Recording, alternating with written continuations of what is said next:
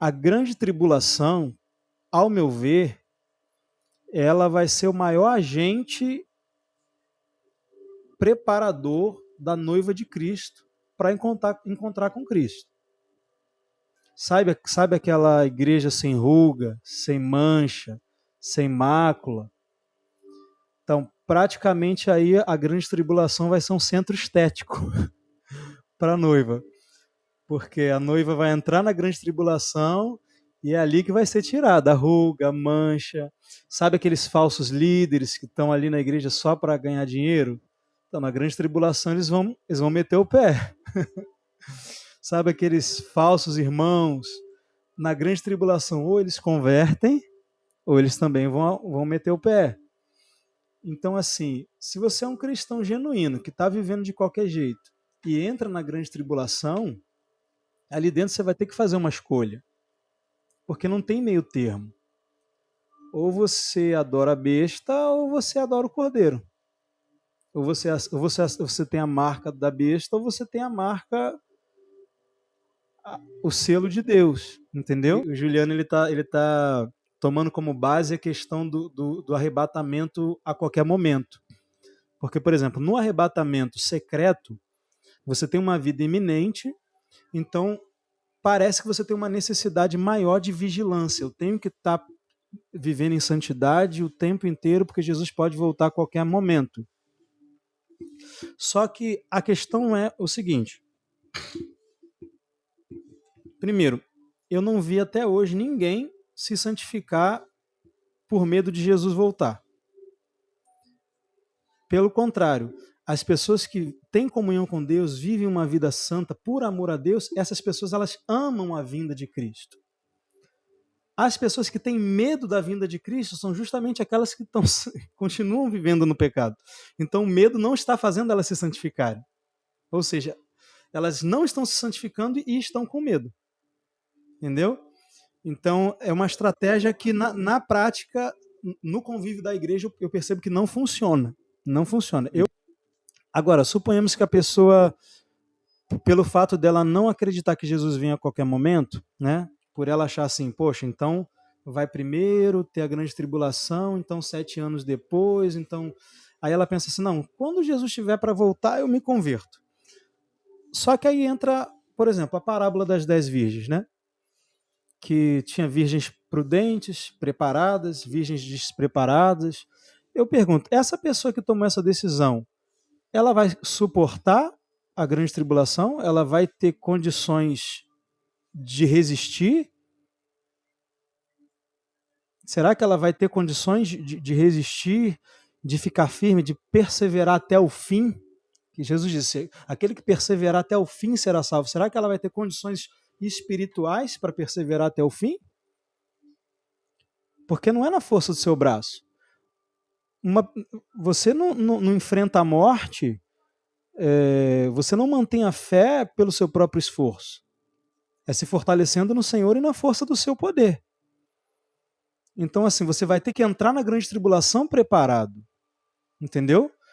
Se você entrou despreparado, é muito provável que você não consiga se preparar. Porque as virgens, o que aconteceu com as virgens tolas? Elas não se prepararam para a demora do noivo. Elas acharam que o noivo viria cedo.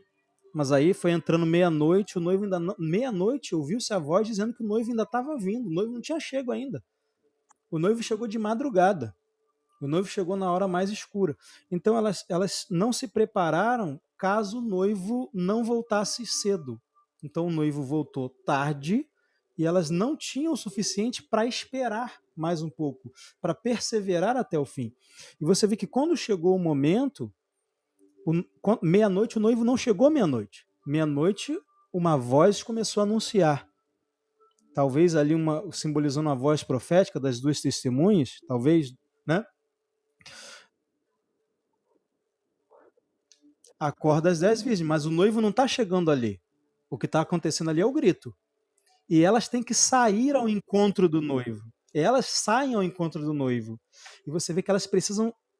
Existe um caminho. Elas precisam sair e elas precisam atravessar a noite para encontrar o noivo. E 5 não tinham azeite suficiente para atravessar aquele momento de trevas. Então, essa pessoa, ela vai conseguir atravessar esse período para encontrar o noivo. Você percebe nessa parábola que as despreparadas não tinham como se preparar. Então vai ser um período que não vai ter esses vídeos na internet para você assistir. O conhecimento, Deus, ele fala, se eu não me engano, é no profeta Ageu. Não, acho que não é Ageu. Não sei se é Amós, que ele fala que vai enviar um tempo de fome sobre a terra, mas não fome de pão, mas fome de ouvir a palavra do Senhor. Aí você pensa assim, não, Deus vai gerar fome no coração das pessoas. Não, não é que Deus vai gerar fome no coração das pessoas. A palavra vai ser escassa, porque o texto diz que as pessoas sairão de um lugar, de um continente para o outro, atravessarão o mar, mas não encontrarão porque a palavra do Senhor vai ser escassa. A fome não é porque Deus está gerando fome, a fome é porque não tem. Não tem. Entendeu? Você não vai poder nem ter um celular porque vão te rastrear, você não vai poder ter pregação para ouvir, você não vai poder. Então a gente está vivendo um período. Você lembra lá de José, a revelação que José entregou para a interpretação do sonho de Faraó? Tinha um período de 7 anos de fartura e depois tinha um período de 7 anos de fome. O que veio antes, a fartura ou a fome? A fartura. Para que serviu o tempo de fartura? Para que eles estocassem alimento que garantiria a sobrevivência deles no tempo de escassez. Então hoje a gente vive nesse tempo de fartura.